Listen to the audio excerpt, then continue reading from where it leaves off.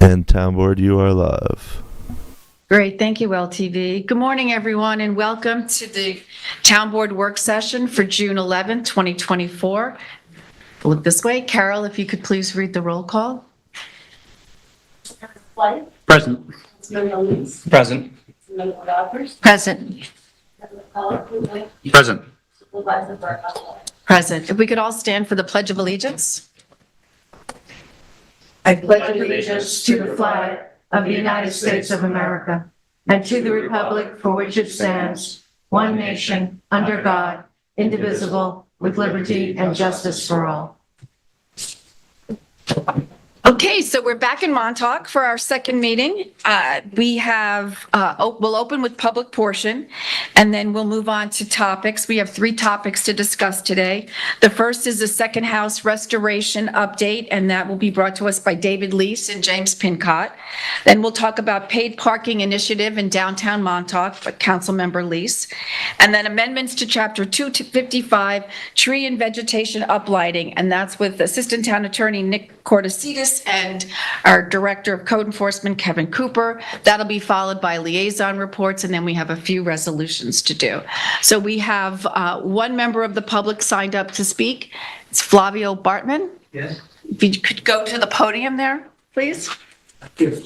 And welcome. And if you could just state your name for the record. Yes, good morning. Morning. I am Flavio Bartman. I have been a resident of East Hampton for the last 24 years. I reside at Crooked You Highway. could speak into the mic a little bit. Short dirt road off Bull Path, next near Swamp Road, and this is in the Northwest Woods. Crooked Highway is a trustee road, which is in atrocious state, full of potholes, completely unsafe. The trustees have done nothing to the road during my time there. About 18 months ago, we have asked the trustees to relinquish the ownership of the road, a request to which they have agreed. Shortly thereafter, we have asked the town to adopt the road into its network. And we have never received a formal response to our request. I have been told the town is reluctant to integrate Crooked Highway because of a shortage of resources. I should note that paving the road and integrate the road in the town network would greatly improve the life of its residents and visitors, and would not result in any net additional expenditure by the town. Furthermore, Crooked Highway is 1,000 feet long. Its addition to the town network would result in an increase of about 0.05% in the network extent. Since the road is a cul-de-sac without through traffic, maintenance would be de minimis. The residents of Crooked Highway respectfully ask the town board to reconsider our request. Thank you. Thank you, Flavio. Is there anyone here that would like to address the board that hasn't had a chance to sign up? No? Jody, is there anyone on the line? Yes, we have a few callers on the line. Let me unmute the first caller, ending with 7563. Good morning to all. Thank you for taking my call. My name is Teresa McCaskey with the Southhold Town Aircraft Noise Committee, and I'm calling with regards to the horrific seaplane traffic via Riverhead, Southold, and our neighbors in Southampton. This morning, I'm pointing out this morning, although it's been happening, we've had a lot of traffic in general. This morning, tail number N339TA, flew over Riverhead, Laurel, Mattituck, Southampton Township in order to fly into East Hampton Airport. I just got off the phone with Tropic Air about 8 minutes ago to file a formal complaint with them. Could not speak with an operations manager because, of course, they're always in meetings. So I'm reaching out to the town board again because this is incessant noise, has nothing to do, we don't own an airport, we have nothing to do with the traffic, but yet someone, somewhere along the line, has decided to have the aircraft fly the North Shore route, for the most part, cut through our townships to then go to East Hampton. Now, seaplanes are fixed wing and can and should fly the South Shore route to get into East Hampton. They take the South Shore route, they bank out over the ocean, and they come in from the east. It's fixed wing. We were told helicopters can't do that, but fixed wing can. So I'm reaching out to the town board to let you know that once again, I have called, I have reached out to the companies, and was not able to get to the right sources that I need to. So I am now reaching out to the town board once again to emphasize that we are neighbors, we are not your enemies, and that this needs to be addressed. This pilot came over again at 7:30 this morning at 2,200 feet. I remember a day when they used to be able to fly at 4,000, 4,500. Nope, that's gone. They used to fly more of a water route. Nope, that's gone. And we also have to fly into Montauk and like Nancy 252K. That services Montauk. That comes tearing right through Mattituck, round trip, that pilot. It's a seaplane, it's a Blade seaplane, and comes terrorizing us basically round trip. So I'm reaching out to the town board and maybe the airport manager to see what can be done with regards to traffic to Montauk as well. We're getting helicopters via the Orient round trip to get to Montauk. That's not right. Montauk is an oceanfront airport, and they can fly the South Shore route very safely and securely without interrupting and affecting people's lives out in Orient and East Marion. I greatly would appreciate it if this can be addressed at your earliest convenience, because this is really very stressful. It's upsetting. This is how many years going now? Please help out as you can. Again, we are not enemies. We are your neighbors. If you want to have this business, we understand that. So, but thank you very much for your time. I greatly appreciate it, and I wish everyone a wonderful day. Thank you. Thank you, Teresa. Jody, another caller, could you please put through? There's one more caller, ending in 8764. You're on the line. Good morning. This is David Buddha, Town Board. How are you? Good, thank you. It's a very nice set. That's a very nice set you've got there in Montauk. I wanted to address something that's not very sexy. It has to do with minutia of dealing with old filed map study plan developments. One aspect that is usually required is the granting of road widening easements, typically 5 feet, because most of the roads in the old filed maps were laid out at 40-foot right-of-way width, and you need 5 feet on either side to make the 50-foot minimum necessary to be able eventually to be added to the town highway district.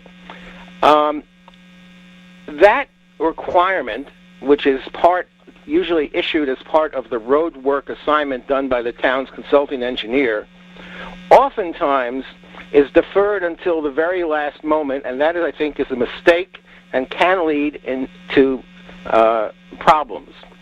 Today you have Resolution 2024-789 having to do with accepting a road widening easement.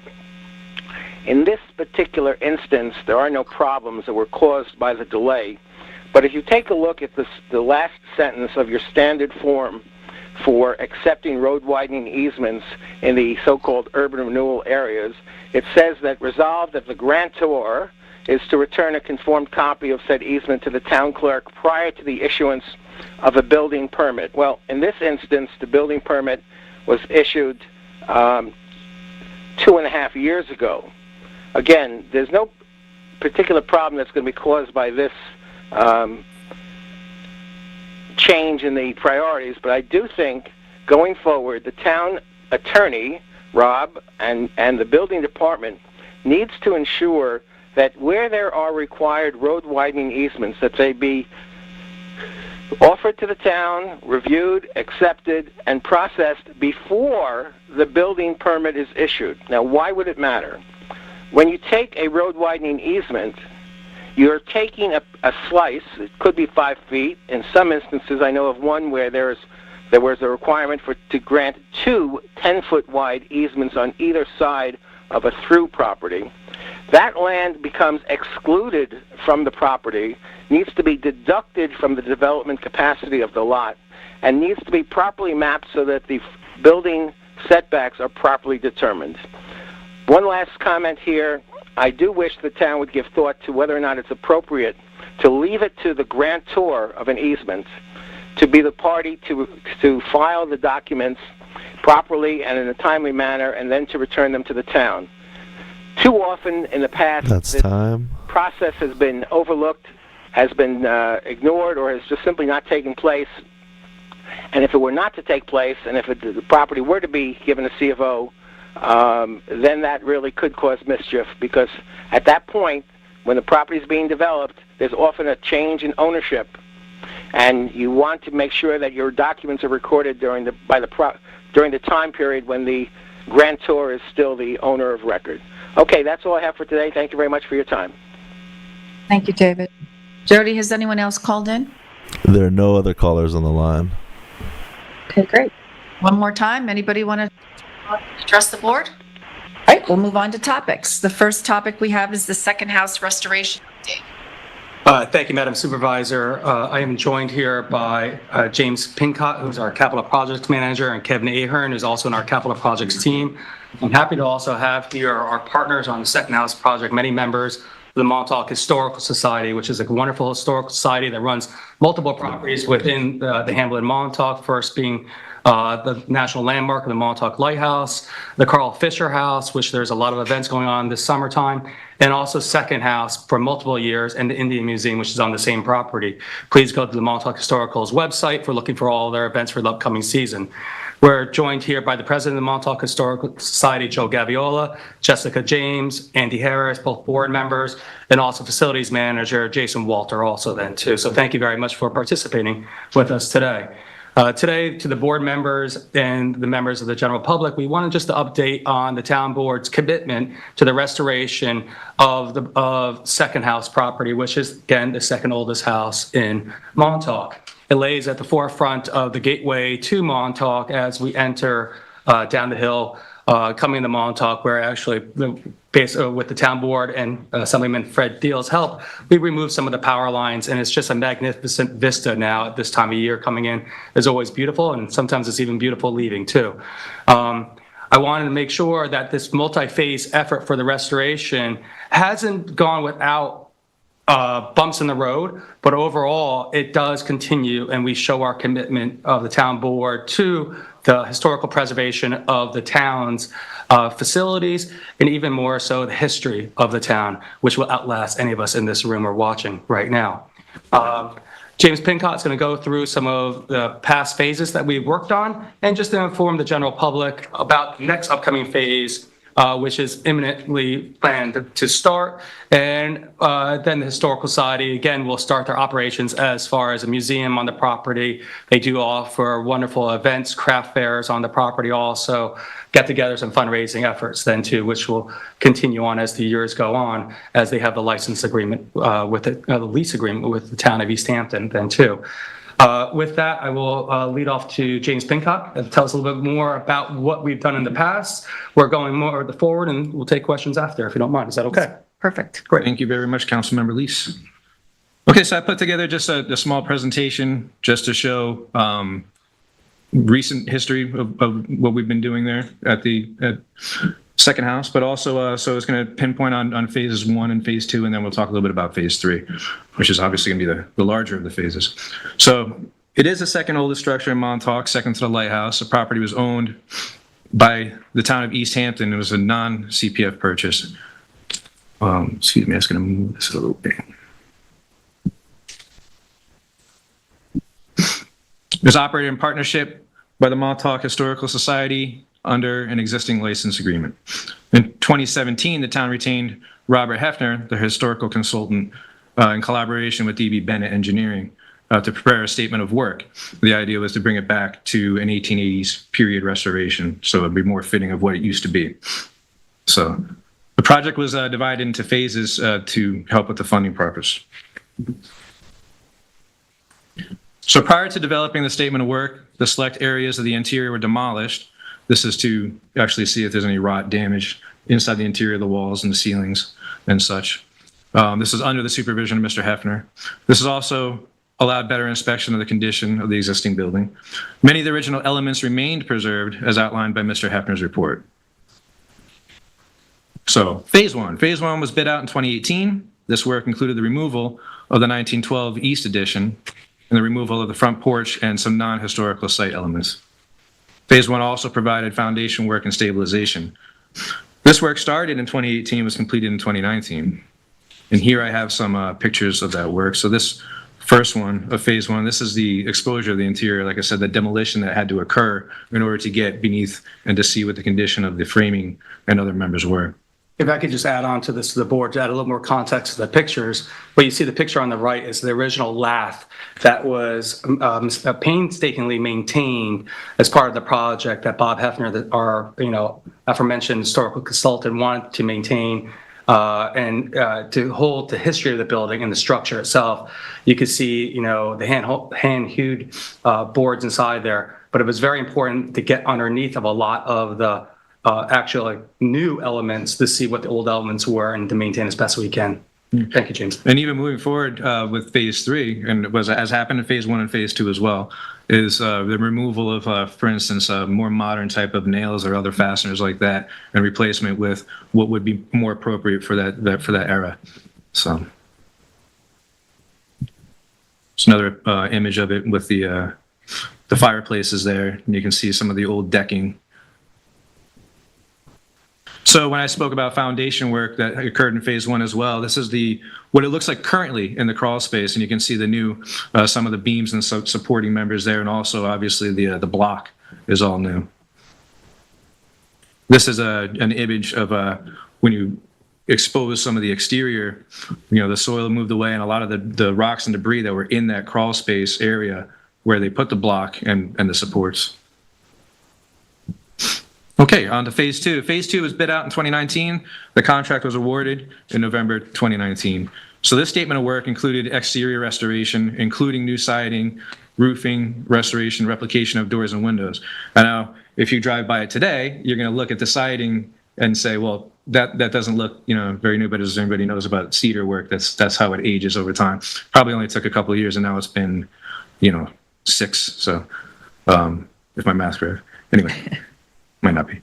So that's what happened then. And the doors and windows as well. You also included reconstruction of the beautiful historic porch.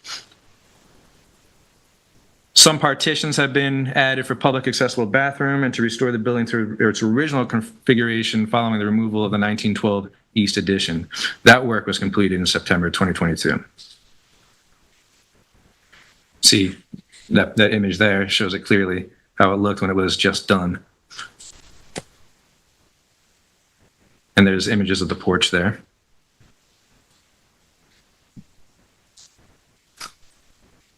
You can see on the image on the right, you can see the restoration efforts compared to the original condition that was found beneath the lathe. This picture specifically is of an area where the former kitchen was, and that there was plans to have a warming kitchen element that the Historical Society can use for potential future events on the property or potential needs on there then too. So that's part of the collaboration with the Historical Society, with the town board, that has been ongoing for years. Yes, that space on the left is that area that Mr. Lees is speaking of. So in phase 3, the statement of work includes interior finishes, restoration, mechanical, electrical, and plumbing, and site work. So this was initially bid out in 2022. The bids came in significantly higher at that time, pre-COVID. Estimates, therefore, the scope was refined, and some of the work to be performed by the town forces was actually taken out. So the contract was awarded, notice to proceed in March 2024. As of now, as of yet, the septic system was upgraded to a new IAA system. That was in March, between March and April 2024, with the CPF Water Quality Grant funding. So I have some images of that here as well. This was the project as it was going in. And just to add in about the IA septic system, again, as this was previously discussed last month, it's also showing the town's board effort to improve water quality in some of our impaired water bodies all throughout Montauk. Specifically, we talked last time about South Lake and how we have our 3 bathrooms around there. We've actually installed IA systems in 2 of them now. One is on plan for the fall. This now shows one of our facilities, nearest one of our facilities that's near Fort Pond. And again, it shows the town board's commitment to improving water quality at our town facilities through upgrading our septic systems to IA systems also. Before questions, I did show the images of the phase 2 work with the reconstruction on the inside that dealt mostly with the rough carpentry aspect of it. There will be obviously a lot of finish carpentry that is going to be focused on bringing it back to that 1880s, in some portions 1792 era. So it'll look hopefully very close to what it used to be. James, there's an estimate about timeline of construction, how long it might take once construction starts for the interior for phase 3? Not that I know of at this time, no. I'd like to get it started first, but yeah. Okay. So overall, the building, I believe it was in 2019 or 2020, we designated as a local historical landmark. That was never completed in the past, so the town board followed through with that. This last phase, again, has had a couple bumps, and we're matriculating through that. We look to make sure that all the facilities or the needs of the Historical Society are met for this upcoming summer season as best we can right now. But overall, to let the general public know, and as the Historical Society has been the partner in planning through this for the future museum, is that there's going to be construction on site here. Again, shortly, and it's going to be a lasting period of time, upwards of a year. We'll see how that works, and vet it through Bob Hefner and Drew Bennett to make sure the craftsmanship is up to the standards that we are looking for right now.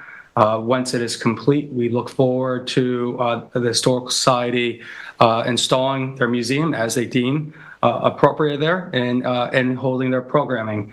But again, it's taken a little longer than we initially thought, but the investment is there by the town and the town's commitment to the restoration of this spectacular structure that we have then too. And that's what we have for the town board. It's just mostly an update on there. I don't know if there's any questions of the town board, or maybe if Joe would like to say anything at all. Joe, if You have to come up to the podium. we got you on the spot there, Joe. Yes, please, sir. Again, Joe Gaviola, president of the Montauk Historical Society and the keeper of the lighthouse. We need to update that picture just to let you know. That's before we finished the 1860 house. David, so we're in phase 3, and you said imminent start. Can you be more specific, or are you precluded from telling us? And you also said a year, so we're hoping, does that take us out of next summer also? Your guess right now? I said upwards of a year, so it could be a lot less than that. We won't know that until the contractor's on site. And eminently starting, the sooner it starts, the sooner it'll get completed. Okay. I can look for more clarification on that for you, Joe. Okay. As well. Good, thank you. I would just add this. These investments in historical structures are critical. They cost a lot of money and they do take a lot of time. But as you've seen with the lighthouse, the draw that brings to the wider Montauk economy is huge. And I think the addition of this into the kind of portfolio of Montauk's historical properties is only going to kind of grow people's desire to come here and visit. So I think it's a great investment. And I think taking the time to do this the right way is absolutely the right thing to do. Anyone else? I just want to thank the Montauk Historic Society for their stewardship over these important properties and for all the great work you do.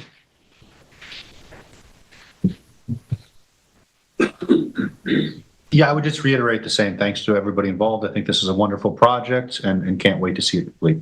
Yeah, I recall, I think it was in my first term, Catherine Nadeau taking me on a tour right after you got the critters out of, upstairs. I mean, it's really, we've come a long way, and we're grateful, again, as Kate said, for your stewardship. So thank you, James. Thank you. Thank you very much. All right. Good day, everybody. Okay. So next up, we have the paid parking initiative in downtown Montauk.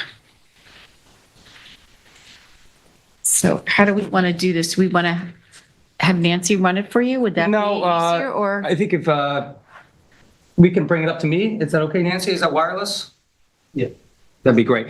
Thank you very much, everyone, for this. This has actually been multiple years coming to look at the increased modernization of towns of parking, time parking, permit parking, enforcement techniques, and also the addition of using modern technology to increase the effectiveness of paid parking that we already currently do in the town of East Hampton, but also extend it into portions that have been discussed in the past.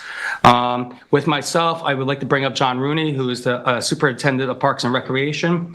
Unfortunately, Chief Sarlo is not able to attend at a last moment personal matter he has to deal with, so I will take over some of those portions on there. But we wanted to go through this as we look to implement this in a very imminently, very shortly, actually, as even this weekend. I'm going to move forward with this, John, and we'll just go back and forth. Is that okay, sir? Yeah, sure. Great. The town of East Hampton is looking to initialize this paid parking process in downtown Montauk. The paid parking locations will use an app called Park Mobile application for daily parking fees and daily for session parking times. Users will be able to pay by utilizing one of the following options using the Park Mobile application that you can actually see on the sign to the right here. They can download the Park Mobile app and pay through their account. They can scan the QR code of the Park Mobile sign to pay, or they pay by text, and they have to make sure they signify what zone they are going to be parked in, which will be on the signs within the locations of their parking spots. All payments for this aspect will be conducted. The transactions and questions will be handled by Park Mobile. Park Mobile has a 24/7 contact information system, and that information is on every sign, as you can see here is in the bottom left-hand corner. Daily parking permits or sessions will be issued and enforced through the vehicle's license plate number in the designated zones per installed signs. The paid parking locations in downtown Montauk, these are 3 locations in the road right-of-ways in which we actually revamped these road right-of-ways on Emerson 2 years ago. The paid parking locations in the right-of-way will be on the east side of South Edison, between South Elmwood and South Emerson. It's approximately 19 parking spots. And then also on the north and south side of South Elmwood, between South Edison and South Essex, that's about approximately another 20 parking spots. That's about 41 parking spots total on there. Vehicles with a valid East Hampton Town beach parking permit can park at these locations with no charge or daily time limit. This other paid parking location, which is already currently used for years now in the downtown Montauk, is a paid parking will be at the Kirk Park Beach parking lot. Vehicles with a valid East Hampton Town beach parking permit can park at these locations with no charge or daily time limit. Currently, over the last few years, we've had actually town Parks and Recreational staff attendance monitoring or accepting payments down here. Now they will be transferred over. The payment techniques will be done by a cloud-based payment system. So there'll be we won't take cash at those. We will not take cash at this location. It would all be through cloud-based and through credit card, debit card payments on there. That is correct on there. The paid parking charges will still stay at Kirk Park Parking will be $35 for an 8-hour parking period session. The locations in the 3 right-of-way parkings will be $25 for a 4-hour parking period session or $35 for an 8-hour parking session. The parking sessions can easily be extended using one of the same methods as the initial payment, either through the app, the QR code, or calling in. Excuse me if I go back here. The Park Mobile application was chosen as an application also used because it's actually regionally used also. It's the same application that's used in the Village of East Hampton, the Village of Sag Harbor. So the town of East Hampton thought for the current users of paid parking that use the system already, once it hit all of our procurement needs and finance needs, the desire was to keep everything harmonious for the users to make it easier for the user group. So that's another reason why paid parking was determined to be a good vendor for this system on there. And they also have a very long track record of experience in this initiative. Paid permit and time parking enforcement. East Hampton Town Police Department patrol and traffic control officers will be equipped with new license plate readers systems, or they have been equipped with them. The LPR, license plate reader, software will be integrated with Park Mobile software and the town's clerk list of valid East Hampton Town beach parking permits. And can we just say that's Sure. resident and non-resident parking permits? That is resident and non-resident parking permits. And again, this will be updated on a daily basis, actually it is. And I thank the clerk's office. We're working with the IT office to institute this also. The LPR software will allow for real-time tracking and enforcement of time parking restrictions, and also for permit parking restrictions at our current locations, which are numerous within the hamlet of Montauk and the town. But this will be specifically used in Montauk. Overall efficiency of the East Hampton Town parking enforcement agencies will be greatly increased and modernized by using the LPR systems. It's laborsome, excuse me. Laborious, thank you. That's why I sit in the middle here. To go out and enforce time parking, the efficiency of using the LPR system is going to be greatly modernized. Next steps. Next steps, we'll be rolling out paid parking initiative. We're looking to do this Saturday, June 15th. East Hampton Town Police Department will be actively using LPR technology for parking by June 15th, 2024. And then a postseason review will take place regarding the effectiveness of the program and a discussion of potential expansion of the paid parking program and new enforcement techniques. This paid parking and LPR system will be piloted and tested this summer season only in the Montauk district right now on there. And then again, at the postseason, we'll see if the town board would like to expand this. That is what I have. If we can, I'll stop the share on there. John Rooney is here. Give me 1 second, everyone. I apologize. It's the red Yeah, you got it. down. I have John Rooney, who's the superintendent of Parks and Recreation, who will be overseeing this program and oversees our beach parking lots. Is there any small comments you might want to give to this initiative? Pretty much you nailed it. I just think that it'll just be easier for folks to get paid parking on a daily basis. And the other advantage is that paid parking becomes available each day at 8 a.m., where we used to only have an attendant there starting at 9, so it expands the day out a little bit more, so folks are getting to the beach earlier. I used an app once in the city, and it was easy, so I'm assuming should be pretty, simple for folks to use. So. Part of this initiative a couple of years ago was started during COVID, when it was challenging to staff also. So we were looking to use technology to assist in the town's for town's resources as a way to infill for staff needs when it became difficult, but also the modernization of this and the use of this will also help to increase non-tax revenue that will assist the town with, providing for other resources within the township. I know East Hampton Town PD Chief Michael Sarlo is not here, as I mentioned earlier. He's a very large proponent of the modernization using the LPR systems. LPR systems are already used within the town of East Hampton, but not for parking enforcement on there. It's something that he's been wanting to initialize for a long time. This has been discussed at the Montauk CAC for a couple of years, town board intermittently overall, but now we are just pretty much on the precipice of initializing it. And myself and the supervisor, we wanted to make sure that the general public was aware that this is starting and in the locations one more time. Again, if anyone has any questions on this, they can contact my office, John Rooney's office, or again, as you start using the app for the transactional ways, you can use the Park Mobile application. And that's the presentation for today. If there's any questions from the town board. I just had a quick question. Are we still going to have an attendant there, John? We would not, starting when Park Mobile begins now. Not maybe for the first few weeks as people are, or on the weekends as people are coming out and maybe directing them? Or? We're planning to have them for this weekend, an attendant for this weekend, but starting the 21st, no attendant on the 21st on there then too.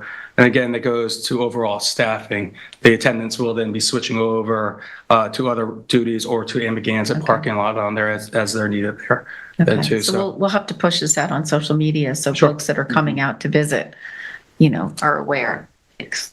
Habits sometimes are hard to change, right? They'll be looking for the person, although maybe not, right? Because why go for $35 if you could just park? Seasonal days. Well, paid parking and parking passes are actually necessity year round in the town code. There's not a seasonalness to it. In the town code, it's all year long. As far as also in these locations here, what you'll see signs going up in the next couple of days also in the locations of the paid parking areas in the right of way and also in Kirk Park then too. So that's one of the next steps that you'll see as we move forward. You saw this morning, Highway is removing some of the overgrown brush in some of these areas, preparing, and PD is preparing education of their TCOs. So this program is ready to go. The board's ready to go with it and supports it. We will initialize and start it up. Okay. So David, it uses its a Wi-Fi? Cell-based. Cell-based, so that's good. And also, I know... Wi-Fi too, if there was Wi-Fi in certain these areas, but cell and... So I know also that when I started using this in other adjacent municipalities, parking areas, they had signs that said, download the app, But it's very simple. Once you create an account, just like we do for everything else these days online, then it recognizes the parking areas. So the app is very easy. It is easy to use, but I think it's a good idea to have somebody out there just in case there's issues in the transition. Sure. The TCOs will make sure we'll outreach to them, make sure they are knowledgeable of the new protocols also. Yeah, I would just echo the supervisor's comments. I'm slightly nervous of the project. I appreciate it is a test, but I think there's some people who are not comfortable using apps and not necessarily comfortable on cell phones. So taking away that cash option for Kirk Park does concern me slightly. I appreciate in the other area that there's no real way to kind of get paid for parking there. So I think it's a great test to do that there. Generally speaking, there's something about it that concerns me, the quaintness, the character of Montauk. But to me, that's balanced out by the fact, as you called out, the challenge of hiring TCOs, of finding employees to monitor this parking is key. And in the end, the outcome of this for me is that it will actually deliver easier parking for residents of the community. So I'm interested to see how this evolves, but I share your concerns. Two comments on that. So kiosks were an aspect that we could add on at a future time. I've also had that concern. And we can add those on that will be able to integrate into the system, and that could be an exit discussion. This is also do kiosks take cash? Is that yes, why? Okay. Credit cards and cash. You can get a different kiosk run by solar on there that's Wi-Fi enabled or cell enabled. There is actually good cell phone service in downtown Montauk because of the locations on some of the buildings and the small cell technology. So we have that availability to do so and actually have looked at our locations to add them appropriately. They're widely used in other locations, including the Village, New York City, and others. Sag Harbor doesn't use a kiosk. Also, as far as LPR and time parking on there, time parking is in place in different amounts of time, 30 minutes, 1 hour, 2 hours, for turnover for the businesses. A lot of the business owners would like to see turnover on there so that their clientele can come in and out. So we'll be able to effectively enforce that, and hopefully greater turnover means greater amounts of business for our shopkeepers, our business owners, our restaurants in downtown Montauk also, instead of others. So the police department, Ken Versa, Pete Powers, Chief Sarlo, and myself have been working very diligently at looking all of our right-of-ways to make sure our signage is up to par. And we will continue to monitor as we go forward. So, but I do agree with both those comments, Tom. And then Park Mobile has already, we have to clarify, we have a process for, monitoring, correlating, finding out what the fees have been collected, et cetera, from Park Mobile? That is correct. So the backhaul of that is easily done. It actually almost gets given to the town finance on a daily basis on there. They could see from where the location was actually paid from and how much was paid also then too. Great, thank you. Okay. Yeah, I have to say that I shared some of Tom's trepidation about this. It's a change, and I spoke with Councilmember Lease about this previously, and in the end, I am supportive. I think there's two main issues. The first is going to automatic readers. And look, I'll admit, I struggled with QR code menus for a while. I've struggled with parking apps. I'm not too proud to say that. So I do think there's going to be a learning curve here. But at the same time, staffing is a real issue. And if anybody's worried about those TCOs having another job, that's not going to be a concern. There's plenty to do, plenty of other town jobs. So I think that this is the future. And I hope we can just make the transition as smooth as possible. The supervisor, I think, had a good point about maybe having attendance for a little while just to guide people and gauge the problems. I worry a little bit if we're unaware that people are struggling, that could be a little problematic. But, I appreciate the work that John, Dave, and Mike Sarlo did on this, and I have a great deference to all of you for thinking this is the way to go. I think the second issue is the new paid parking zones. And again, when I hear that, my instinct is not that, oh, great, let's make some more paid parking and, put up signs and collect on that. Although the town does have expenses, what really makes me in favor of that is the fact that we're really protecting these spots for residents or non-residents who have parking permits. Anybody who spends time in downtown Montauk knows that parking is a real challenge. Sometimes these spots are taken up by people there for a long time, whether they're hotel guests, rideshare people. And I don't think that, we need to provide free parking to people who are then going to affect parking, for people, visiting the beach or local businesses. And so I do think it's at least worthy of this pilot program to see where it goes. I think there was a good question from, I think somebody asked a question about the seasonal nature of this. And I think that that's a good point because, again, I don't want to just install paid parking for the sake of it. It's to make the spots more accessible for the people who deserve to be able to have access. In the dead of winter, is that necessary? I wouldn't feel great about somebody parking here by mistake with the, desolate streets and getting a ticket for it or having to pay $35. Whether that's a real concern with just these small areas, I'm not sure, but it's certainly something we should think about. So, again, I had some reservations, but I think a lot of thought has gone into it. And I think it's the right thing to try, and we should just monitor it to make sure it works well. Yeah, and I just have one more question. And regarding monitoring compliance for handicap spots, we're talking that still will be monitored, correct, throughout the parking areas in town? Of course, yes. Mm-hmm. Thanks. Okay. So that's all I have. So we will push that out to the affected town departments to make sure their knowledge. John Rooney will do it to his staff. Chief Sarlo will assist with that to their staff. And again, any questions, please contact my office or John Rooney's office on this. And thank you very much for your consideration. Thanks. Okay. All right. Thanks, John. Good day, guys. And we'll push it out on social media. Yes. We'll have Yeah, Patrick work on that. I'll talk with Patrick today about it. Sounds good. Thank you. Okay, so our last topic is amendments to Chapter 255, Tree and Vegetation Uplighting. And I believe Councilmember Rogers would like to make an introduction, and then we're going to hear from Nick Cortesidas and Kevin Cooper. Thank you, Kathy. I just want to frame this discussion. We're talking about tree and vegetation uplighting, and I want to just frame this with regards to our commitment to the comprehensive plan and the goals of the comprehensive plan and the appreciation and the beauty of our night skies. We're blessed with incredible night skies for stargazing, and proliferation of light pollution is something that we need to monitor and take seriously. I'll just state that Goal 2 of the comprehensive plan states to take forceful measures to protect and restore the environment, particularly groundwater, reduce impacts of human habitation on groundwater, surface water, wetlands, dunes, biodiversity, ecosystems, scenic resources, air quality, the night sky, noise, and energy consumption.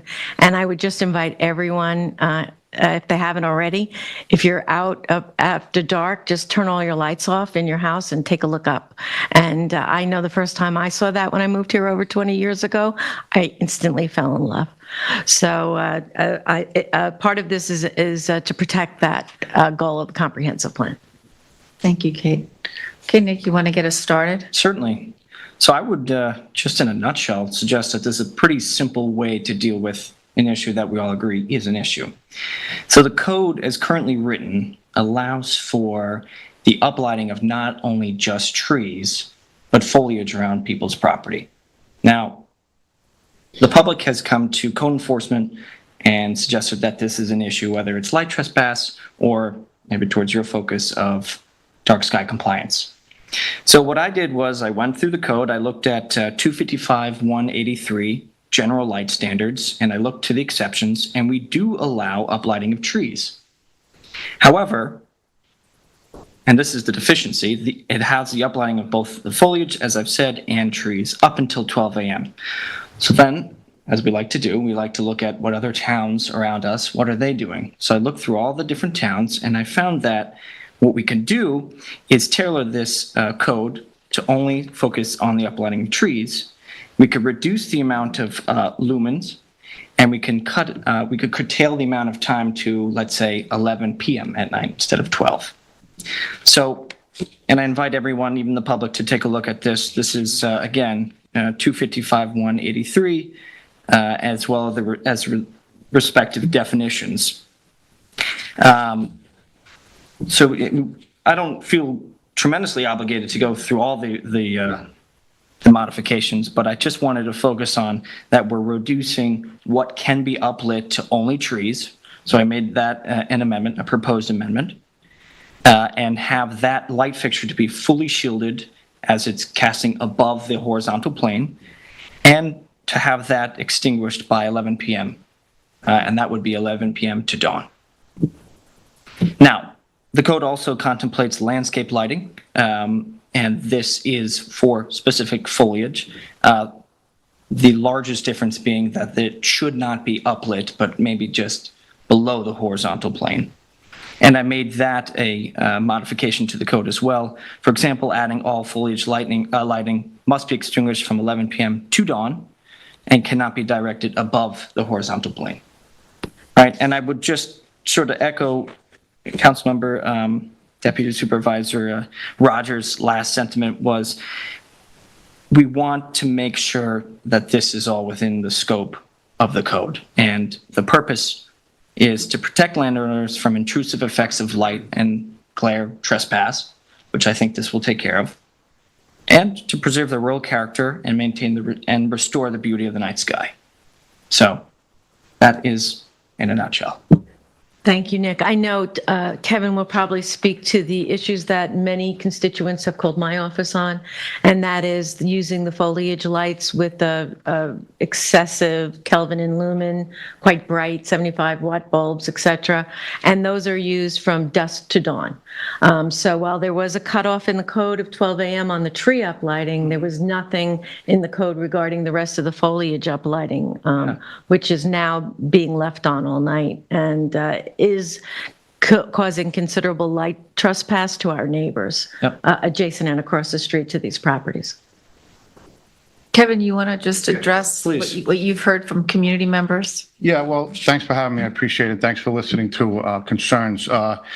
The 3 years I've been here, I've gotten numerous calls from residents with their concerns about lighting and how it's just the proliferation of it is becoming enormous. And I went to Rob earlier in the year and I sat down with him and I asked him, I had a couple of suggestions. I asked him, would it be possible to get the landscape lighting involved, because it was before that it was just tree up lighting that we really could write for, and now especially on new builds they're lighting everything that's green.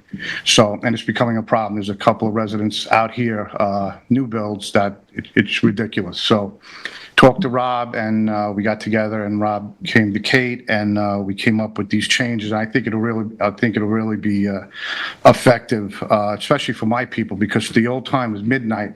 So a resident who had a problem with a neighbor's lighting would have to wait till after midnight technically to call us, and unless it's a Thursday, Friday, Saturday night during the summer, we're not here.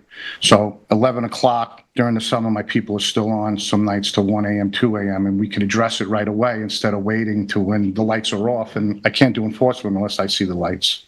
So I felt it was necessary, and I think all the changes are good, and it's going to be effective for, for code and for the town and for people's enjoyment of the dark skies. So I thank you for listening and taking it into consideration.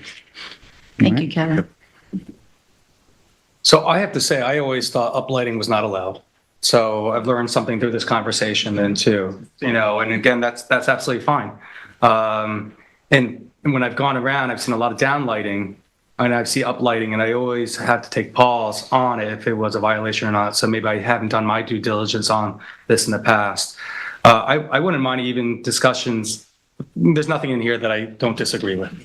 But I wouldn't mind even taking it to a point of a setback for us uplighting to a property line. That might even help it, because if uplighting on a tree, I could be sitting on a 25 caliber inch tree right now with uplighting, and that tree skirt or canopy will be reaching to the back of this room here, which could be over the property line, affecting that, and you're still within the code.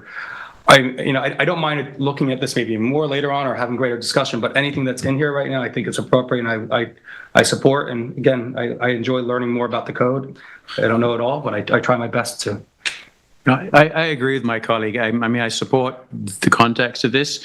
In some ways, there are other areas we want to look at. I mean, it has beyond human effects as well. Mm-hmm. I'm sure many of us have been in the city and you hear birds chirping at like 2 a.m, thinking that's abnormal.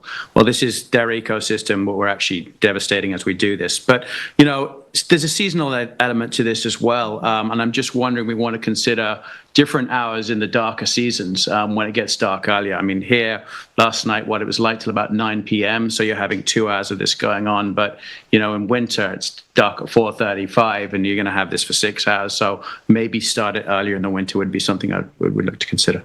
I think that's a smart move also. Yeah, tie it to daylight savings. You could tie it to daylight savings. It's almost like seasonalness of certain other you could tie restrictions. it to dusk as well, the standard for dusk, and say so many hours after dusk as well. So you could standardize it for year round. Dusk, I remember that was problematic when we were doing special events, because we say dusk, but how do you really define dusk? Isn't there a term that does define it's when the sun goes Top of down? my head, I can look it up and find out for you. I remember having issues with dusk. Sorry. Yeah. No, I'm not sure if there is a standardized- So I would recommend taking a year-round. Nick said sunrise to sunset, at least those times. Maybe that's the term that we use in special events now. Okay. Yeah, because that's a real time. Yeah, sunrise to sunset, right. That was the term. Although it's probably easier for homeowners, if they're setting their landscape lighting, to have a hard cutoff so that it, like you do your sprinklers, Right. Yeah. as opposed to making it, sunsets at 6:01 one night and then it's 5:50 that, it's, you're getting a little, it's getting too much. Well, I'm glad that that was brought up because that was one of the things I was going to say. My understanding of the rule is it just prohibits it's in the middle of the night, but you could have uplighting during the day, no? Yeah, So- but because there's So no then you can't- impact. Well, but I think we should go at least a step further and say between 5 p.m. or between 11 p.m. and 5 p.m. or something like that, because in no instance do we want people to have uplighting during the day, I think. If we need that, we've got bigger problems. Something's gone very wrong. And anyway, even if we don't nitpick the sunset or dusk, dawn, at least ban it for a larger period where no one would ever need it to get closer to I think a reasonable thing. Generally, I think that people need to have lighting at the property for safety and enjoyment, but when it starts to affect other people, I think it's a problem, and I think that in no instance do we really need to look at our trees in the middle of the night. So this doesn't seem onerous, and I'm supportive. Yes, and just so for the safety issue, there already is recommendations in the code for shielded lighting, which directs the light directly down, where the landscape lighting does not, you can't do that. If you're up lighting a tree, you can't shield it down. So that's why it's specifically written in this section right here. I know we have another section in the code that discusses holiday lighting and the times that can go on and how long it can go for, which I think that should also personally be looked at again to be more limiting instead of in the 90 days, anytime, only to a certain time frame. I wouldn't want this to go against holiday lighting at times also, but I think we can, this is a start. If you want to take this to public hearing, fine, but I think we should also just make sure we look at that also in context. Sure. Again, I'm supportive of all of this, and if it assists you for what you're seeing, Kevin, I think that's appreciated too. I could talk to Rob and the attorneys about Well, that. we could bring it back to work session on Tuesday and then gives us time if we want to notice for public hearing on the 20th. Okay. But so can we just go, so right now with the tree uplighting, right? We Yeah. changed it to residential lighting because before it was just lighting. Mm-hmm. And it's only to illuminate trees. Now, originally, we allowed 1,000 initial lumens. And right now, based on your research, Nick, I'm guessing when you looked at surrounding communities here on the East End, 600 lumens or roughly one incandescent 40-watt bulb was what other municipalities I and believe I pulled that from Southampton. and it would, then you could also match it to landscape lighting, so you're not, the trees aren't brighter and then the ink barrier, you know what I mean? It's like you're trying to, I guess, create a mood there, I don't know. You put in fully shielded, which wasn't there before. Yep. And so our code had it going till till midnight. So now we're saying 11 p.m. And to me, that seems reasonable for the summer. Because people are, enjoying their patios and backyards and whatnot. What seems reasonable for the winter when it gets dark at, 4 or 5 o'clock? 8 or 9 p.m. around that time to me would seem fair. I think not many people are eating outdoors at that time of night, certainly. So, it's getting dark at 5 or 6, so it gives you 2 to 3 hours of, enjoying that if you wish to have that spectacle. And again, I just want to clarify, this is for landscape lighting, which is not the same as having your light on when you're sitting on your back deck on your house, which should be fully shielded so that it doesn't cause light trespass or pollution to any of your neighbors. But this does not include that type of lighting. This is Not specifically the light on your front porch. in a section or on your deck or lighting, lighting up your driveway. Those are all supposed to be fully shielded, or the pop-on lights, I don't know what they're called, motion sensor lights. This is strictly for something that is considered, an amendment, an accessory to landscaping. Yes. And it's not the town saying you can't sit on your deck, only 2 hours past time. Right. But again, I also invite people to turn everything off and just take a look up. So you brought it up too, Ian. I mean, what do you think is in the off season is is 11 for summer? I actually wouldn't maybe change it seasonally, Okay. but I would just say from 11 p.m. to say 5 p.m. Unfortunately, sometimes it's dark by then. So that, there's a limited period all season long in which people could use lights when it's dark, or up lights, rather. What do you think, David? I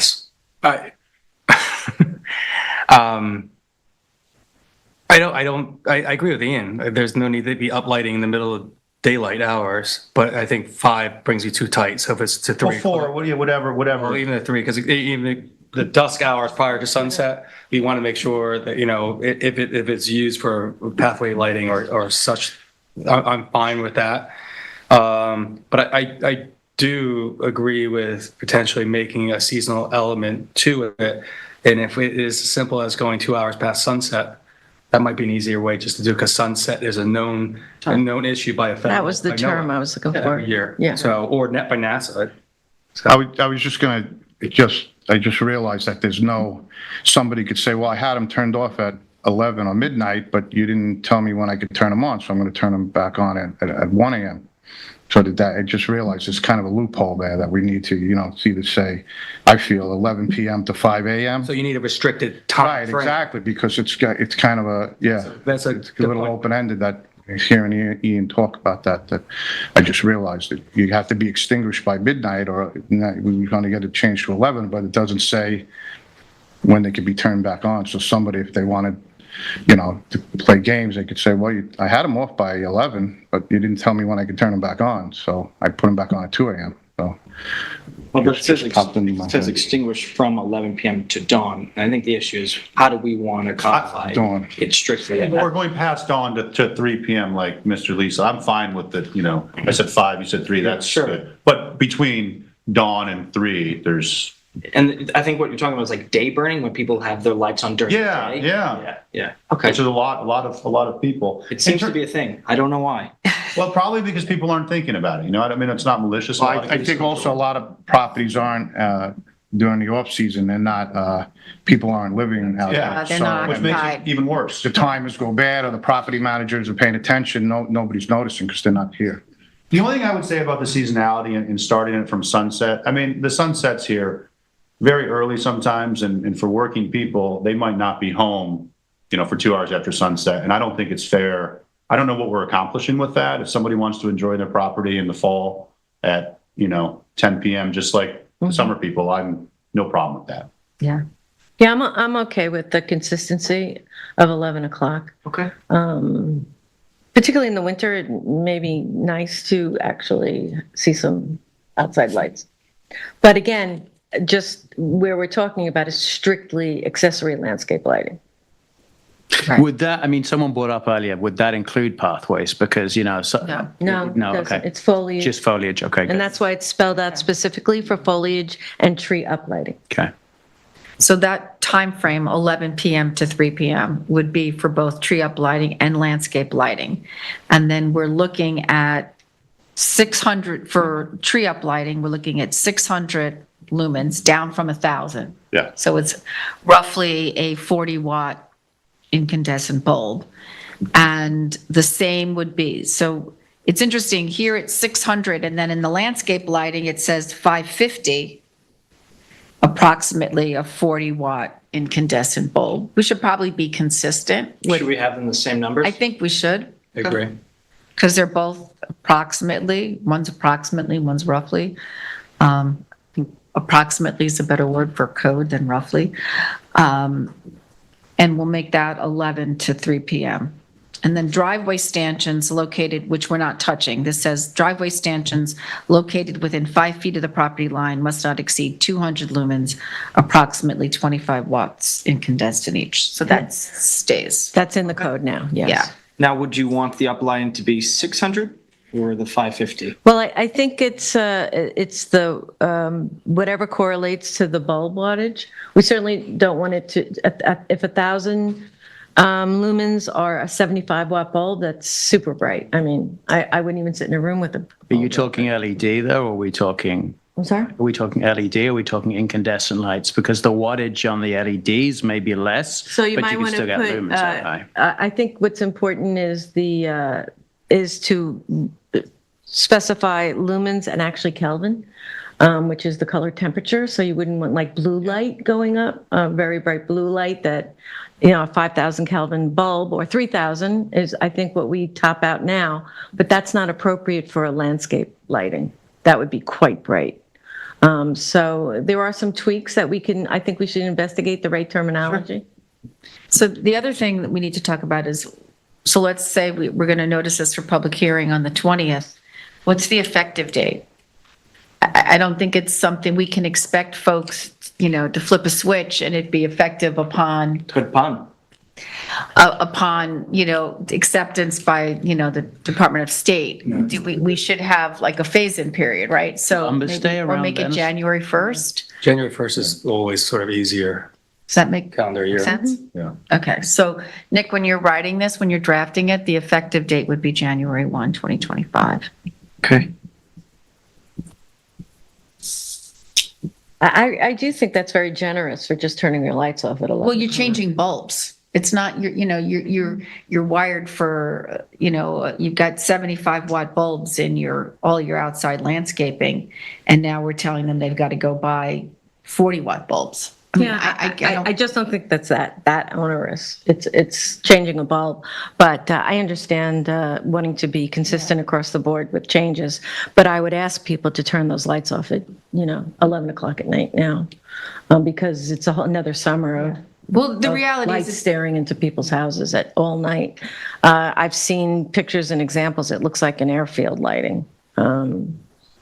That's directed actually at the neighbors because they're up lighting, so it's coming right into your vision. So, that's the issue. yeah, but we notice it on June 20th. We don't hear it until the third week of July. It goes to the state for a month. It's really not going to be back until September anyway. So really, we're giving folks from September through December 4 months to get Yeah, I there. appreciate it. I'm just asking folks to comply. Now, you're saying, yeah. Okay. Yeah, the last thing I want to say is just, I think the public hearing in a case like this and always is important because, I'm not a lighting designer or engineer. I don't know if 550 or 6 is the right number. So anybody watching who's saying this is silly and we've got it wrong, please tell us specifically, because I think Nick has done great work. Everyone's trying to do a good thing here, but we want to make sure to get it right so it's useful and effective. Yeah, agreed. Agreed. All right. Wrap this one up. Very All right. good. Thank you, gentlemen. Thank you. Great job, guys.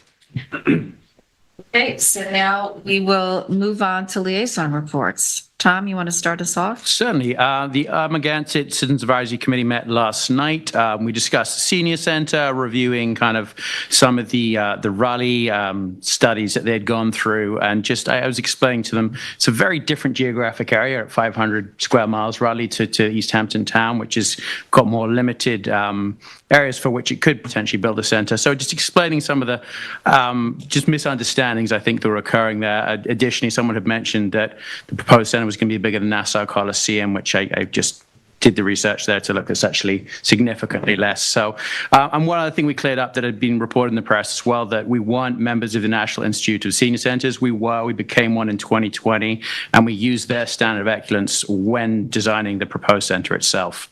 There were some follow-up questions that, continue to evolve.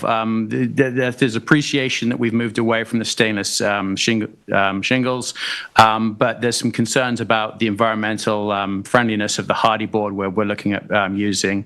And there additionally continues to be kind of strong demand for a basement in the center because space is such a premium out here. Beyond that, Kevin Cooper actually came there last night. He's been a busy man. He gave an excellent presentation on code enforcement to the advisory committee. Other areas that were discussed that they would like to get some direction on, one was Cranberry Hall Road Bridge. I did explain that right now that stands with the MTA, and they were looking to figure out ways to make that more of an urgent issue at the state level.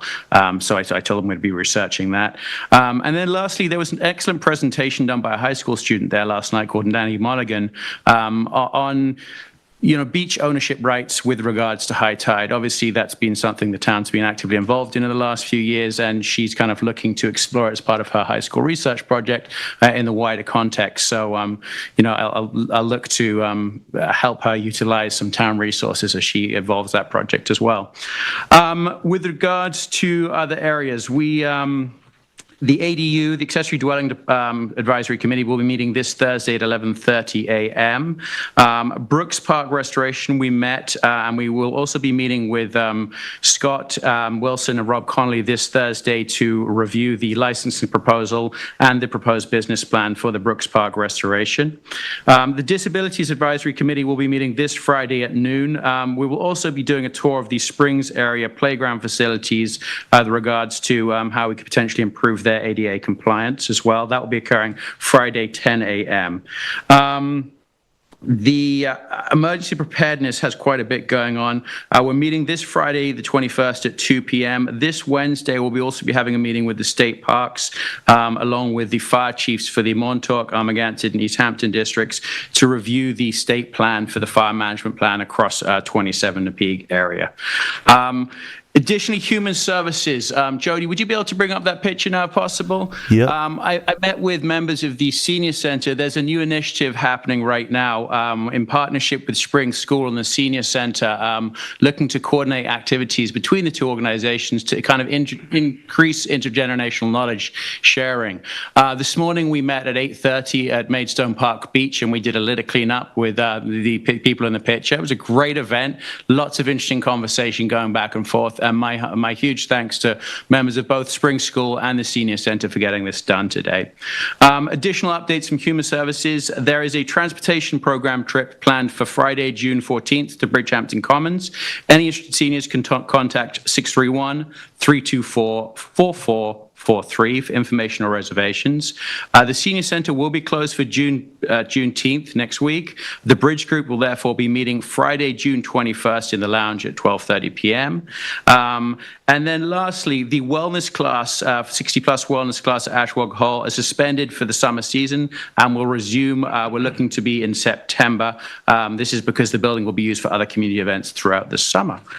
And that is my liaison update for everybody. Great, thanks, Tom. David? In Parks and Recreation, I want to let everyone know that the court paintings of the Montauk pickleball and basketball courts have started today. Those courts will be off limits for approximately the next 4 days as the epoxy resin cures in a multi-phase approach there. So please heed and stay off that if you might do so. Town lifeguards are on duty full-time at our guarded beaches besides Dish Plains Beach starting this Saturday.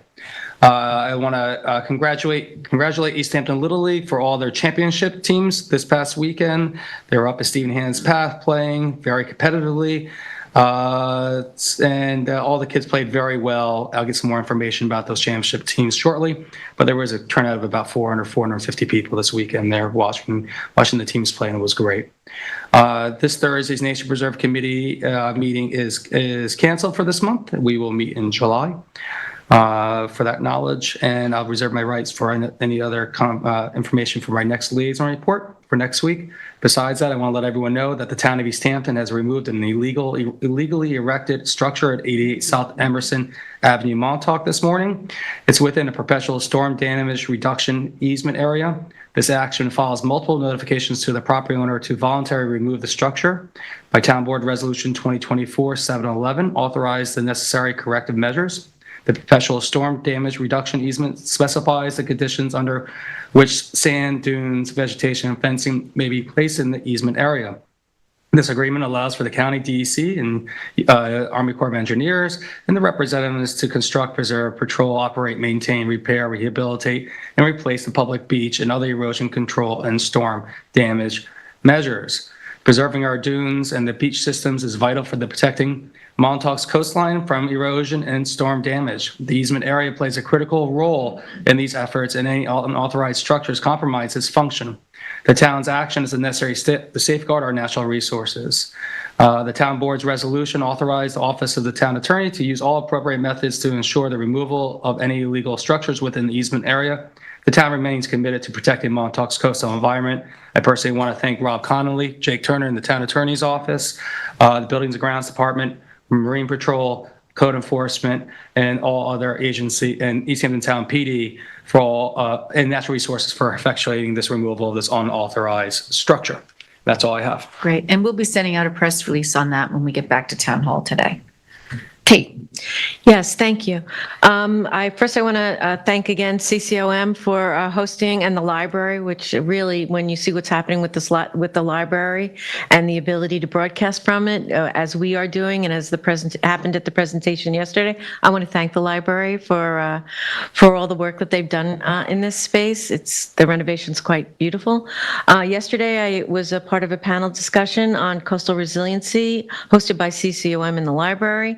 It was a very good discussion. I think my fellow panelists, which included Leo Daunt from the Chamber, Sam Klein, our intergovernmental communications coordinator, and Dr. Henry Bukinevich, legislator Ann Welker, and Thad Pulaski, who is the director of the Columbia Climate Research Institution, for participating along with me. It was a well-attended meeting, and it is available on LTV if anyone would like to see it.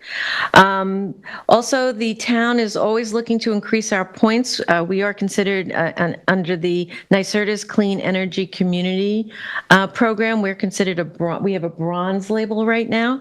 So I just wanted to let the board know that the Parks Department, Aquaculture, and the Police Garage have helped with gathering and submitting info on the town's new electric pickups. We received confirmation last week from NYSERDA that our Clean Energy's community scores has increased by 800 points in recognition of those efforts to reduce greenhouse gas emissions in the transportation sector. This brings our total score to 3,900 points as we work to get to the next tier. Also, I had a meeting with professors from Clarkson and Northeastern universities who are applying for a grant opportunity under the National Science Foundation to work with community partners on climate hazard modeling and solutions. And then rather than using flooding, precipitation, and sea level rise predictors for Long Island or the entirety of Long Island or the East End to identify problems and solutions, this hazard modeling can look at conditions on a neighborhood level scale to see how our built environment, existing stormwater infrastructure, and potential projects impact flooding conditions and other hazards in specific parts of our town. If the town wished to be a partner, this project would be no cost to the town, and any staff time spent developing the project may be eligible for a reimbursement request. The managers of this proposal connected us through our participation in the Climate Smart Communities program, as they wanted to work with the municipality that is actively seeking to address climate resilience. And lastly, I just wanted to give an update on the Ditch Plains Dune Restoration Project. So there is an RFP opened and out. The replies, it will be closed tomorrow for the sand nourishment portion. And by resolution last week, Coastal Science and Engineering were hired as the coastal engineering firm for the dune restoration project at Ditch. And just a very brief intro to that group. They have 40 years of in-depth experience solving coastal erosion challenges in the eastern United States. This includes over a dozen projects in the state of New York for clients, which include the Army Corps of Engineers, the New York and Buffalo districts, the New York Department of State, Town of Southampton, villages of Ashokan and Quogue, and the Suffolk County Parks Department. These projects have been a combination of standalone and combined efforts with their local partners, and their key personnel are deeply familiar with the New York coast, and they look forward to the opportunity of serving the town of East Hampton and the residents along Ditch Plains as we develop this project further. And that's what I have. Great. Thank you, Kate. Ian? Yeah, I'd just like to reiterate Kate's points about thanking the library. This is a wonderful space, and I thank the supervisor for her efforts in making it happen, as well as LTV. I think I said that last time, but the second time here, you can see it's working. There's people in the audience who I don't think would come to other meetings, and that's the whole point of being here. The daytime meetings, coming to Montauk, is to be more accessible, and I think it's a great thing. I am not the liaison to the senior center, and I have not taken a strong opinion on that. But since Tom brought it up, I do think it's important with this project. I've heard some feedback as well that everybody remains constructive. You know, there's a lot of thoughts out there about it should be a rec center, it should be housing, it should be a gym or whatever. It can't be everything to all people. So I think we should all keep that in mind, and not every citizen is going to be able to dictate exactly what that project is, but it has the possibility to be a really good thing. And I think we should all keep that in mind. Specifically, I heard recently somebody come to me talking about programming, and they wanted to do more programming of seniors educating other seniors and sort of open it up to a broader community than are the current users of the senior center. I think that's the whole point. The idea isn't to transfer the current users of the senior center to a new, nicer building. It's partly that, and to make sure that they have a place where they can be, but also to expand and appeal to seniors who don't use the current senior center. And so I just want to make sure that everybody knows that's on the table, because two different people approached me with that comments. And I think that there is, in the current design, and certainly in maybe slight changes, could totally accommodate lectures and things like that within that space. So again, I just want to sort of keep that conversation constructive and welcome all opinions, but make sure that we're all looking towards I think everybody recognizes that the senior center can be a good thing. It's just the details. And if we keep that conversation positive, I think we'll all be better off for it. Similarly, I keep hearing from the Springs Park community. This was on our agenda last Tuesday, and I think it was a productive and it was a good conversation. I want that to continue. Nothing is, happening tomorrow or the next day. We are welcoming all opinions. I encourage anybody who has comments on that, certainly to reach out to me in my office. But first, watch the presentation. Watch last week's work session where it was discussed in depth. I think it was made clear that there are several options on the table. Something might happen, nothing might happen, but there's a conversation to be had here. So please watch that, reach out. Look forward to bringing that back to another work session soon, and welcoming all comments that we're hearing. Lastly, there is in my own little historic district in Springs, it was nice to hear today about Second House, the good work going on there, the lighthouse, and all the beauty of Montauk. But historic Springs is a beautiful place too, and the Parsons Blacksmith Shop will be open again this Saturday, June 14th at oh, I'm sorry. That makes me realize I got the date wrong for last Tuesday's work session, but you can do the math. So June 14th at Parsons Blacksmith Shop. Mitch Yates will be there, who is a local person who was involved in moving that shop, has a ton of local knowledge about that building in particular, and all sorts of things in East Hampton Springs. And I'm not sure if the resident blacksmith, James DeMartis, will be there or not, but it's great to see that forge going. The Springs Farmers Market is going on, and that truly is a beautiful special historic area with Ashwag Hall and the library. So I encourage everybody to come check it out between 10 and 2 this Saturday. Thank you, Ian.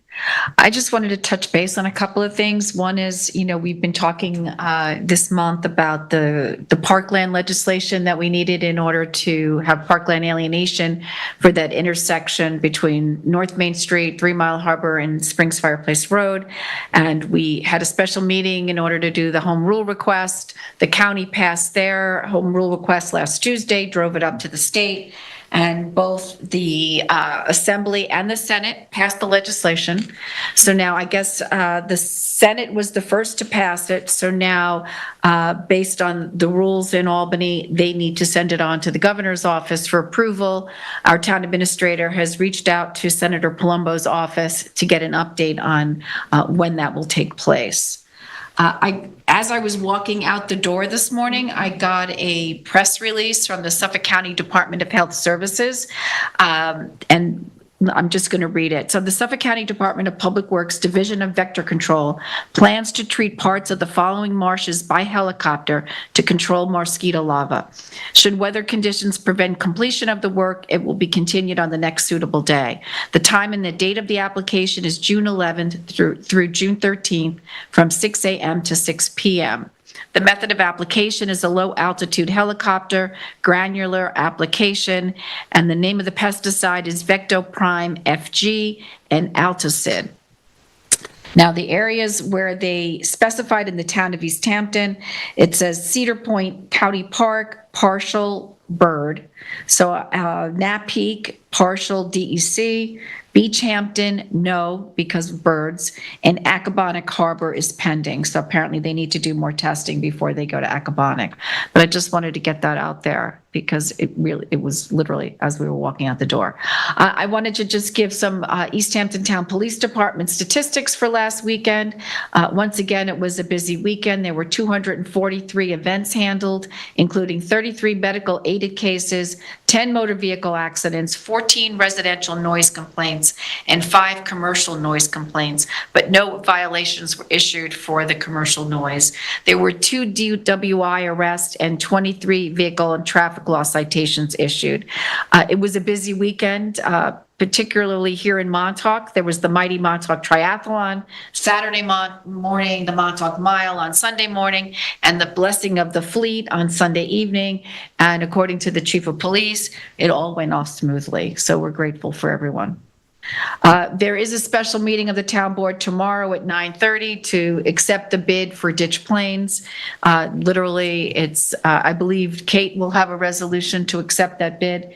And We'll do a fee schedule. you'll have a fee schedule for the paid parking will be on. And that's for the sand. For the sand, for ditch. And then next week, I just want to let folks know we're going to have a couple of presentations. We're going to have a pool and beach safety presentation by Chief Lifeguard Johnny Ryan, beach fires and residential fire pit safety by Harbor Master 3 Tim Treadwell and Chief Fire Marshal Dave Brown. Ola of Eastern Long Island is going to come to give a program update, and that'll be given by their Executive Director Minerva Perez. And we're going to have student interns that have been working on Rewild, and they are going to be presenting. So that wanted to give folks a heads up where we were going there. So now we have a couple of resolutions. And I believe, David, you've got the first one. So let's get Yes, that taken care of. I'm happy to offer Resolution 2024-785. This is appoint seasonal lifeguards for June 2024. This would go from retroactive to June 8th, 2024 through September 16th, 2024. Names, positions, pay scales below. Second. All in favor? Aye. 786 is authorized payment to Dime Abstract LLC for the Hatchie title certification. This title search amount is $200 to be paid. Second. All in favor? Aye. I have Resolution 787, and this is for Citto SJ Holdings LLC. This is for the grant of a scenic and conservation easement. A public hearing was held on June 6th on the proposed grant of a scenic and conservation easement to the town pursuant to Section 247 of the General Municipal Law and Chapter 16 of the town's code. Acceptance of the easement as submitted is hereby found to be in the best interest of the town. Resolved that the town hereby accepts the easement listed below, which is Citgo SJ Holdings LLC. It's a scenic and conservation easement. The date of the easement is March 28, 2024. The location is 55 Marine Boulevard, Amagansett, Suffolk County Tax Map number 300-178-1-9, and the reviewing agency is the Zoning Board of Appeals. Second. All in favor? Aye. Resolution 788 is for CG88 Associates LLC, and this is also a grant of a scenic and conservation easement. This public hearing was also held on June 6th, and the easement as submitted is found to be in the best interest of the town. Resolved that the town hereby accepts the easement listed below, which is the grantor is CG88 Associates LLC. It's a scenic and conservation easement dated April 30th, 2024. It's located at 9 Ocean Lane, Amagansett. Tax map number is 300-176-02-6. And again, the reviewing agency is the Zoning Board of Appeals. Second. All in favor? Aye. Resolution 789 is to accept a road widening easement. This is for urban renewal parcel 40 SP 4-1. And again, this is pursuant to local law 2 of 1976. The town board of the town of East Hampton adopted the urban renewal plans covering lot layout and improvements for old filed maps. The plan calls for the submission of easements by certain property owners to the town for the purpose of permitting widening and other improvements to roads and in the subdivision. Resolve that the town board approves and accepts these easements and directs the town clerk to return the easements to the grantor for recording. The grantor is Bobcat Management LLC, 17 Audubon Street, East Hampton. The urban renewal parcels 69 in SP 4-1, map 16, block 17, lot 6 through 10, and part of lot 11. The tax map numbers 300-77-8-11.7, and the location is the same, and the date on this is 6/7/24. Second. All in favor? Aye. And I have Resolution 790, which is to issue a check for special events permit refund. And the following individuals submitted a special events permit application to receive a permit for a residential event. There was a request, which was approved. There was a request for the refund of fees for a reason to which the Special Event Committee Town Clerk deemed proper. Resolved that the Town Clerk is hereby authorized to issue a refund check to James Graham for Montauk Shores Condominium, 100 DeForest Road, Montauk, New York, in the amount of $250, and the type of permit was a special event. Second. All in favor? Aye. Resolution 791, this is to issue a refund check for a 2023 recycling permit in the amount of $40 to Jennifer Chavez. Second. All in favor? Aye. I have Resolution 2024-792. This is retain professional engineering services, LK McLean, PC Associates, DPC. This is, yes. No. Oh, sorry. DPC, sorry, for the Terry King Comfort Station replacement. We had a proposal given to us on June 10, 2024. This work is not to exceed $47,300 for the design fee of $25,700 and construction support lump sum fee of $21,600. Second. All in favor? Aye. I have an additional resolution. It's a walk-on resolution, ID 31245, and this is to appoint seasonal temporary environmental aide Emily Klein. Resolve that Emily Klein be appointed to the position of seasonal temporary environmental aide in Natural Resources Department at an hourly rate of $23.98 to be paid bi-weekly from the proper account. This is retroactive to June 10th, 2024, and is through September 16th, 2024. Second. All in favor? Aye. Do we have any other matters that need to come before the board? I do not. Okay. Just want to say that we'll be back in Montauk on Tuesday, July 9th, so hopefully you'll all join us again. Do I have a motion to go into exec session? Yes, I'd like to make a motion to go into executive session for CPF, personnel, license agreement, and litigation. Second. All in favor? Aye. Thank you, everyone, and thank you.